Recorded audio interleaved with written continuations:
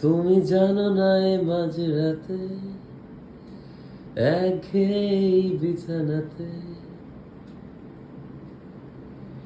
আজ কথা বলি কার সাথে জানি না, তার কি যায় বা আসে তাতে, তাই গান গাই রাস্তাতে আর ভুলে যাই পস্তাতে। ওহো, জীবন চলছে না আর সোজা পথে, তবু আজও হাসি কোন মতে, বেঁচে গেছি বলি হতে হতে।